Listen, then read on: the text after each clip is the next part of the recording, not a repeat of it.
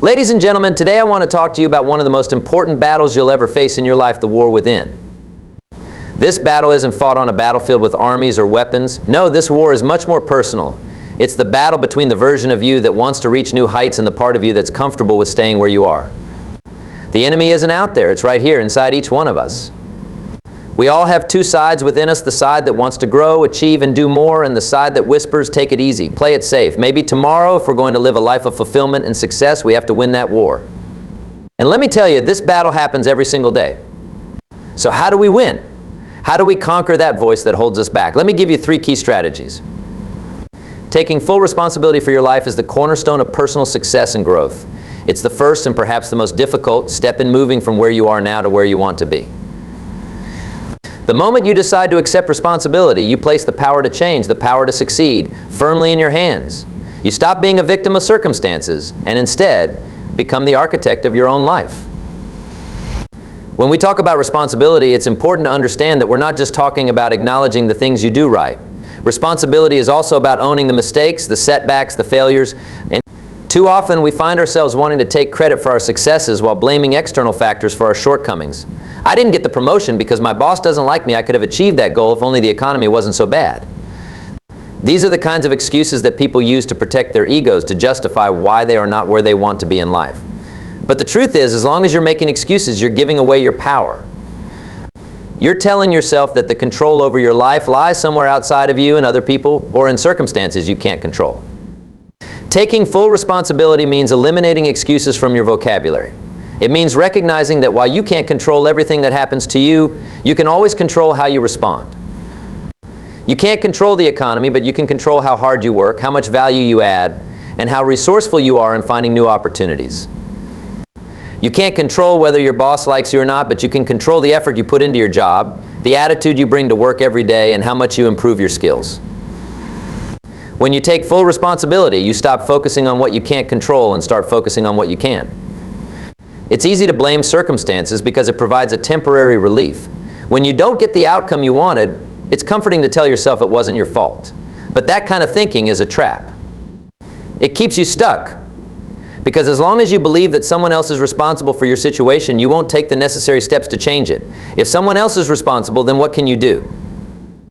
Nothing, right? You're powerless. But if you acknowledge that it was your decision, your action, or even your inaction that led to this point, then you also acknowledge that you have the power to make different decisions, take different actions, and get different results. One of the most challenging aspects of taking responsibility is facing the reality that we are often our own worst enemies. We make choices every day that lead us either closer to our goals or further away from them. And sometimes those choices aren't obvious. They can be small, seemingly insignificant decisions. Do you hit the snooze button or get up when your alarm goes off? Do you spend your free time watching television, or do you read something that could improve your skills? Do you let a negative comment from someone ruin your day, or do you choose to focus on the things you can control? These decisions, though small, add up over time. They create habits, and those habits shape your future. When you take responsibility, you begin to see how much control you really have. You realize that your life is a reflection of the choices you've made up to this point. And if you don't like where you are, you have the power to change it. That doesn't mean it will be easy. Change is often difficult, and taking responsibility requires you to confront uncomfortable truths about yourself. It requires humility because you have to admit that maybe you haven't been doing everything you could. Maybe you've been letting fear hold you back, or maybe you've been avoiding the hard work it takes to succeed. But once you admit those things, once you take responsibility for them, you also give yourself the freedom to change. Taking responsibility doesn't just apply to your professional life. It applies to every area of your life. Relationships, health, finances, all of these are impacted by the decisions you make every day. In relationships, it's easy to blame the other person when things aren't going well. If only they would change, things would be better. But what if instead of focusing on what the other person is doing wrong, you focused on what you could do better? What if you took responsibility for how you're showing up in the relationship? Are you being the best partner you can be, or are you expecting the other person to do all the work? When you take responsibility in your relationships, you stop waiting for the other person to change and start focusing on how you can improve the situation. That's when real progress happens. The same is true for your health. It's easy to make excuses. I don't have time to work out, I can't eat healthy because I'm too busy, but these are just excuses. The truth is you have control over what you eat, how much you move, and how you take care of your body. It's not about finding time, it's about making time. When you take responsibility for your health, you stop looking for reasons why you can't be healthy and start looking for ways you can improve. You realize that your health is in your hands and that every choice you make either moves you closer to a healthier life or further away from it. Financially, the same principles apply. If you're not where you want to be financially, it's easy to blame external factors, your job, the economy, or unexpected expenses. But the truth is, your financial situation is a result of the decisions you've made. Have you been saving consistently? Have you been investing in yourself and your skills to increase your earning potential? Have you been living within your means, or are you spending more than you earn? When you take responsibility for your finances, you stop waiting for a windfall or a lucky break, and you start taking action to improve your situation. You start making better financial decisions, and over time, those decisions compound into financial security. Taking responsibility is about shifting your mindset from one of passivity to one of empowerment. It's about recognizing that you are the common denominator in every area of your life. If things aren't going the way you want, the first place to look is in the mirror. That might sound harsh, but it's actually incredibly liberating. Because if you are the problem, then you are also the solution. You have the power to change. When you take responsibility, you begin to see opportunities where before you only saw obstacles. You begin to see how much control you really have over your life. You start to believe that your actions matter, and that belief propels you forward. You stop waiting for things to happen and start making things happen. You stop seeing yourself as a victim of circumstances and start seeing yourself as the creator of your future. Of course, taking responsibility doesn't mean that everything will always go smoothly. There will still be challenges, setbacks, and unexpected events, but when you take responsibility, even those challenges become opportunities. Instead of saying, "Why did this happen to me?" you ask, "What can I learn from this? How can I grow from this?" You begin to see failure not as something to be feared, but as a necessary part of growth. You understand that every setback is just a stepping stone on the path to success, as long as you take responsibility for how you respond. Taking full responsibility is a lifelong commitment. It's not something you do once and then forget about. It's a daily practice, a mindset that you cultivate over time. It requires self-awareness, discipline, and the willingness to learn from your mistakes. But the rewards are immense. When you take responsibility, you gain control over your life. You become empowered to create the future you want, rather than waiting for it to happen. You realize that the only limits are the ones you place on yourself, and that with enough effort, discipline, and persistence, you can overcome any obstacle and achieve your goals. Developing discipline over your emotions is one of the most critical skills you can master in life. It's a skill that sets apart those who achieve great things from those who are constantly held back by their own emotional whims. Emotions are powerful. They can motivate us to take action, inspire us to greatness, or paralyze us with fear and doubt. But the reality is, emotions are fleeting. They come and go like waves in the ocean. If you allow your emotions to dictate your actions, you'll live a life of inconsistency. One day you're excited and motivated, the next day you're overwhelmed and discouraged. That kind of emotional roller coaster keeps you from ever gaining the momentum you need to truly succeed. To develop discipline over your emotions, the first thing you need to understand is that emotions, while real and valid, are not always a reflection of reality. Just because you feel something doesn't mean it's true. You might feel like you're not capable of achieving a goal, but that doesn't mean you're not capable. You might feel like giving up, but that doesn't mean it's the right decision. Emotions are often influenced by external factors, things like how much sleep you got, what someone said to you, or even the weather. But if you let your emotions control your actions, you're giving away your power to these external factors. When you develop discipline over your emotions, you're choosing to act based on your commitments and your long-term goals rather than on how you feel in any given moment. You're saying, "I will do what needs to be done, regardless of whether I feel like doing it." This kind of discipline is what separates successful people from those who continually fall short of their potential. Because here's the truth, you won't always feel motivated. You won't always feel like working hard or pushing through challenges.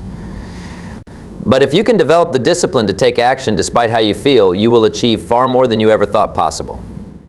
One of the biggest obstacles to developing discipline over your emotions is the modern world we live in. We are constantly bombarded with messages that encourage us to follow our feelings or do what makes us happy. While there's nothing inherently wrong with seeking happiness, the problem arises when we prioritize short-term emotional comfort over long-term success and fulfillment. It's easy to choose comfort in the moment, to sleep in instead of going to the gym, to watch TV instead of working on that project, to avoid difficult conversations because they make us feel uncomfortable. But these small decisions made in the heat of emotion often lead to long-term regret. Developing discipline over your emotions means understanding that there will be times when doing the right thing is uncomfortable, inconvenient, or even painful. But those are the moments when discipline is most important. It's easy to do the right thing when you feel motivated and excited. The real test comes when you're tired, frustrated, or discouraged. That's when your discipline is put to the test. Will you give in to the emotion of the moment, or will you rise above it and take the action you know will lead you to success? One of the best ways to develop discipline over your emotions is to cultivate self-awareness. You need to be able to recognize when your emotions are trying to take over and influence your decisions. This requires mindfulness and the ability to pause before reacting. When you feel an emotion rising up, whether it's fear, anger, frustration, or doubt, take a moment to step back and assess the situation. Ask yourself, is this emotion serving me right now? Is acting on this feeling going to move me closer to my goals, or is it going to hold me back? Often, just taking that brief pause is enough to break the cycle of emotional reactivity and allow you to make a more rational, disciplined decision. Another key aspect of developing discipline over your emotions is understanding that emotions by their very nature are temporary. No matter how intense an emotion feels in the moment, it will pass. The problem is when we're in the middle of an emotional storm, it's easy to believe that the feeling will last forever. We become overwhelmed by the intensity of the emotion and make decisions based on that temporary state of mind. But if you can remind yourself that emotions are fleeting, you can gain some perspective. You can tell yourself, yes, I feel discouraged right now, but this feeling won't last. I'll push through and keep going. This mindset allows you to stay focused on your long-term goals, even when your emotions are pulling you in another direction. Discipline over your emotions also requires a deep commitment to your values and your vision for the future. When you are clear on what you want to achieve and why it matters to you, it becomes easier to stay disciplined, even in the face of strong emotions. Your vision becomes a guiding light, something that pulls you forward, even when your emotions are trying to pull you off course. But if you don't have a clear vision, if you don't know what you're working towards, it becomes much easier to give in to your emotions in the moment. That's why it's so important to set clear, compelling goals and to regularly remind yourself of why they matter to you. The stronger your connection to your vision, the easier it will be to maintain discipline over your emotions. It's also important to understand that discipline is like a muscle. The more you use it, the stronger it becomes. At first, it might feel incredibly difficult to act against your emotions. You might struggle to get up early when you'd rather stay in bed, or to keep working when you'd rather quit. But with practice, it gets easier. Each time you make a disciplined choice, you're strengthening your ability to do it again in the future. Over time, discipline becomes a habit. You no longer have to battle with your emotions every time you need to take action, because you've trained yourself to act based on your goals rather than your feelings. However, this doesn't mean that you should ignore or suppress your emotions entirely. Emotions serve a purpose. They provide valuable information about how you're experiencing the world around you. The key is not to be ruled by them, but to acknowledge them and then choose the best course of action based on your long-term goals. For example, if you're feeling anxious about a new challenge, instead of letting that anxiety stop you from taking action, you can recognize the emotion and use it as a signal to prepare more thoroughly. Rather than avoiding the challenge, you can use the emotion as a tool to help you succeed. One of the most powerful tools for developing discipline over your emotions is creating routines and systems that support your goals. When you have a set routine, whether it's a morning workout, a daily writing habit, or a structured work schedule, you reduce the need to rely on motivation or emotional states to get things done. Your routine becomes automatic, and you do what needs to be done regardless of how you feel in the moment. This is one of the reasons why successful people place such a high value on routines. They know that by having a system in place, they are less likely to be swayed by their emotions and more likely to stay on track with their goals. Another important aspect of emotional discipline is learning how to manage stress. Stress is one of the biggest triggers for emotional reactions, and if you don't have healthy ways to cope with it, you're much more likely to make decisions based on emotion rather than logic. Developing good stress management techniques, whether it's through exercise, meditation, deep breathing, or talking to a trusted friend, can help you stay calm and focused even in challenging situations. When you're able to manage your stress effectively, you're less likely to be overwhelmed by your emotions and more likely to maintain the discipline needed to achieve your goals. It's also crucial to surround yourself with people who support your growth and encourage discipline. The people you spend the most time with have a significant impact on your emotional state and your ability to stay disciplined. If you're constantly around people who are negative, who complain, or who encourage you to take the easy way out, it becomes much harder to maintain discipline over your emotions. But if you surround yourself with people who are focused, driven, and supportive, you'll find it easier to stay on track, even when your emotions are trying to pull you off course.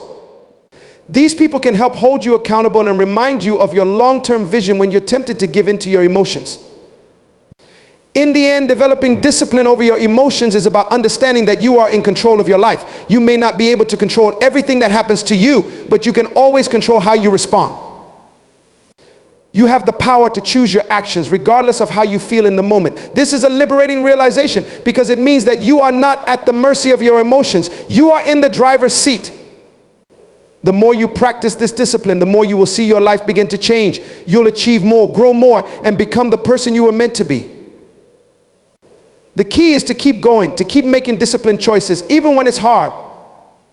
Even when your emotions are pulling you in the opposite direction. Feeding your mind with the right thoughts is one of the most important things you can do for your personal growth and success. The mind is an incredibly powerful tool, but like any tool, it needs to be sharpened, maintained, and used properly. What you put into your mind shapes how you think, how you perceive the world, and ultimately how you act.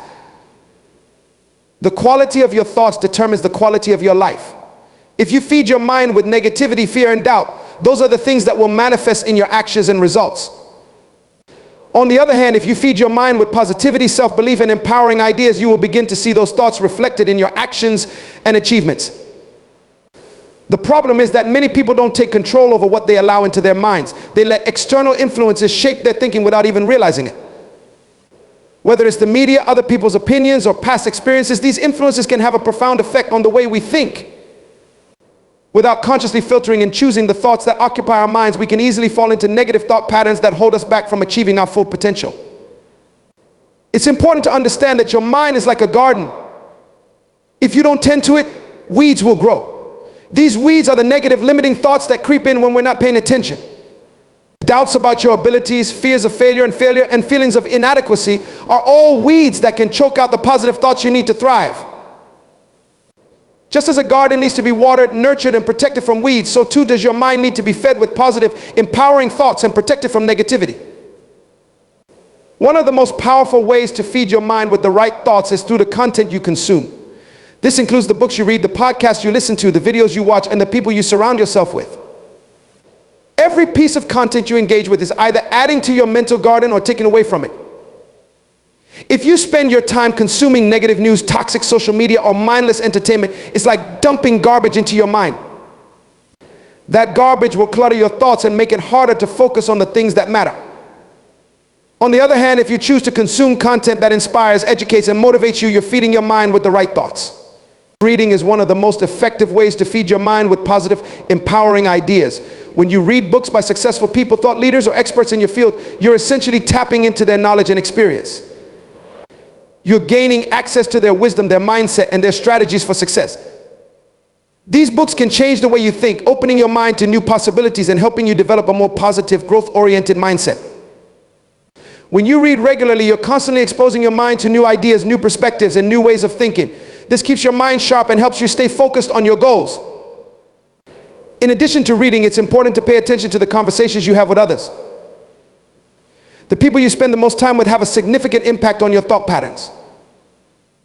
If you're constantly surrounded by negative, pessimistic people, their attitudes will start to rub off on you. They'll plant seeds of doubt and negativity in your mind, making it harder for you to stay focused on positive, productive thoughts.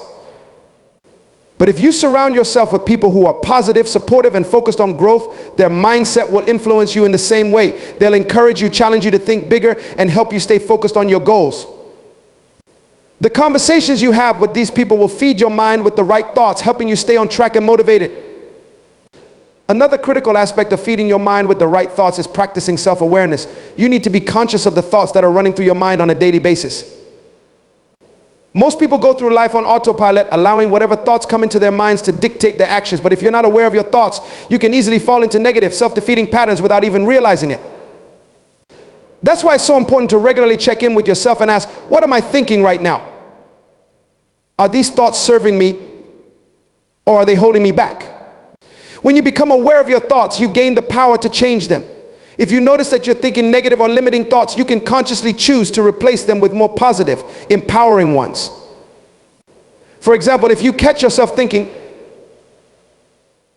I'm not good enough, you can replace that thought with, I am capable and I can improve with practice. This shift in thinking may seem small, but it has a profound impact on your mindset and your actions. The more you practice this, the better you'll become at catching negative thoughts and replacing them with positive ones. Another powerful tool for feeding your mind with the right thoughts is visualization. Visualization is the practice of imagining yourself achieving your goals, living the life you want, and being the person you want to be. When you visualize your success in vivid detail, you're essentially programming your mind to believe that it's possible. You're feeding your mind with the right thoughts by creating a mental image of the future you want to create. This not only helps you stay focused on your goals, but it also helps you develop the confidence and belief that you can achieve them. Visualization works because your mind doesn't know the difference between a real experience and a vividly imagined one. When you visualize yourself succeeding, your brain creates the same neural pathways as it would if you were actually experiencing that success. This makes it easier for you to take the actions necessary to achieve your goals because your mind is already primed for success. Gratitude also helps you stay grounded and present. In a world where we're constantly bombarded with distractions and pressures to achieve more, it's easy to lose sight of what really matters.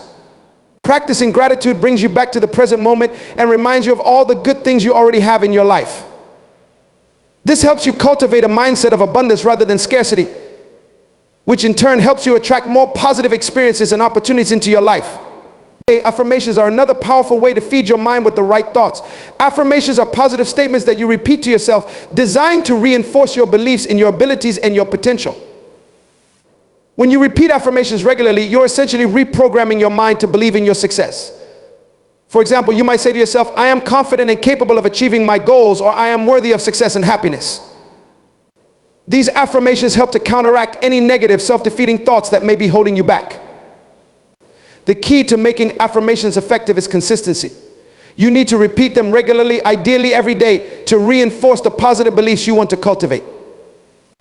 Over time, these affirmations will become ingrained in your subconscious mind, and they'll start to influence your thoughts, actions, and decisions in a positive way. The more you repeat affirmations, the more you'll begin to believe in them, and the more you'll see those beliefs reflected in your reality.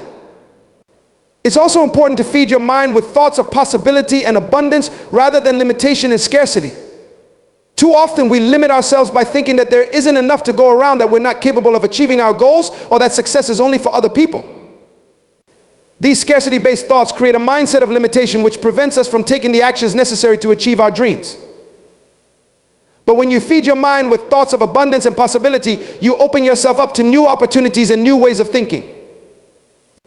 An abundance mindset is one that believes there's more than enough success, happiness, and fulfillment to go around. It's a mindset that focuses on possibilities rather than obstacles, and it's a key ingredient for achieving your goals. When you believe in abundance, you're more likely to take risks to pursue your dreams and to believe in your ability to succeed. You stop seeing the world as a place of competition and lack, and instead you start seeing it as a place of opportunity and growth. Another way to feed your mind with the right thoughts is to focus on personal growth and continuous improvement. When you adopt a growth mindset, you believe that your abilities and intelligence can be developed through hard work, dedication, and learning. This mindset helps you stay focused on progress rather than perfection, and it encourages you to embrace challenges as opportunities for growth. When you're constantly seeking to improve yourself, you're feeding your mind with the belief that you can always get better, that you can always learn, and that you can always achieve more. Personal growth isn't just about achieving external success, it's about becoming the best version of yourself. It's about developing the mindset, habits, and skills that will help you achieve your goals and live a fulfilling life.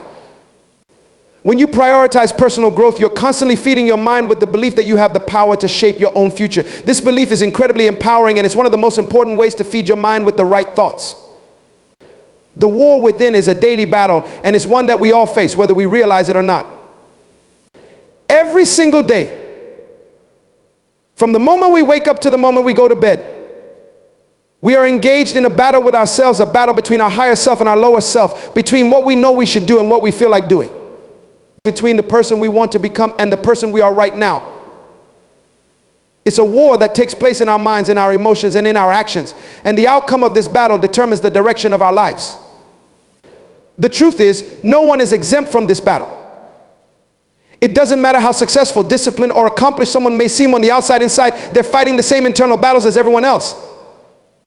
The difference between those who succeed and those who don't is not that one group is free from struggle, but that one group has learned how to win the battle more consistently.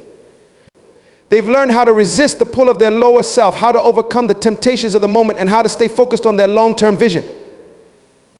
This daily battle is most often fought in the small, seemingly insignificant moments of life, the moments when no one is watching, when no one else will know whether you chose to do the right thing or take the easy way out. It's in these moments that your character is forged. Will you hit the snooze button or get up and start your day as planned? Will you follow through on that commitment you made even though it's no longer convenient? Will you push through the discomfort and keep working towards your goal, or will you give in to the temptation to quit? These are the kinds of decisions that make up the daily battle. And they are the ones that ultimately determine whether you win or lose the war within. The challenge of this internal battle is that it's relentless. It doesn't take days off. It doesn't give you a break when you're tired or stressed. Every day you have to wake up and fight the same fight. Some days it might feel easier, maybe you're feeling motivated and everything seems to be going your way. But other days the battle feels like an uphill climb. Maybe you're exhausted, or you've had a series of setbacks, or you're dealing with external pressures that make it harder to stay focused. On those days, the temptation to give in, to let your lower self take over, is especially strong. But it's in those moments that the battle is most important. Those are the moments that define whether you'll continue to grow and move forward, or whether you'll stay stuck in place. One of the reasons this battle is so challenging is that our lower self, the part of us that wants immediate gratification, comfort, and ease, is always lurking in the background. It's the part of us that would rather stay in bed than get up and go to the gym, that would rather procrastinate than tackle the hard work in front of us, that would rather avoid discomfort than face the challenges that lead to growth. This lower self is constantly trying to pull us away from the actions that will lead us to success, and if we're not careful, it can easily take control. The lower self operates on emotions. It's driven by how we feel in the moment, and it seeks to avoid anything that feels uncomfortable, difficult, or uncertain. But the problem is, the actions that lead to success and fulfillment often require us to move through discomfort. Growth happens outside of our comfort zone, and progress is made when we push through resistance. If we let our lower self dictate our actions, we'll never reach our full potential. We'll stay stuck in a cycle of short-term gratification and long-term dissatisfaction. The higher self, on the other hand, is the part of us that knows what we're truly capable of. It's the part of us that has a vision for our future, that understands the importance of discipline, and that is willing to delay gratification in order to achieve something greater. The higher self is focused on long-term fulfillment rather than short-term comfort. But in order to let our higher self take control, we have to be willing to fight against the impulses of the lower self. We have to be willing to endure discomfort in the short term in order to achieve something meaningful in the long term. One of the most important things to recognize about this daily battle is that it's not about perfection. No one wins the battle every single day. There will be days when your lower self gets the better of you, when you give in to temptation or choose the easy path. That's part of being human. But the key is to not let those moments define you. It's about getting back up, dusting yourself off, and continuing to fight the next day. It's about developing resilience and persistence in the face of setbacks. Winning the war within is not about never making mistakes. It's about learning from those mistakes and continuing to move forward. Each time you lose a battle, you have an opportunity to reflect on what happened, to understand why you made the choices you did, and to make a plan for how you can do better next time. The more you practice this, the more you'll develop the ability to consistently make decisions that align with your higher self. Another key to winning the daily battle is understanding the power of small, consistent actions. It's easy to get caught up in the idea that success requires massive, dramatic changes. But the reality is, it's the small, seemingly insignificant actions that add up over time to create big results. The daily decision to wake up early, to work on that project for an extra hour, to choose the healthy meal over the unhealthy one, these are the kinds of choices that over time lead to success. When you consistently make decisions that align with your higher self, you build momentum. Each positive choice reinforces the next, and over time, you start to see the results of your efforts. This is why discipline is such an important part of the daily battle. Discipline is the ability to do what needs to be done even when you don't feel like doing it. It's the ability to take action based on your commitments rather than your emotions. And the more you practice discipline, the stronger it becomes.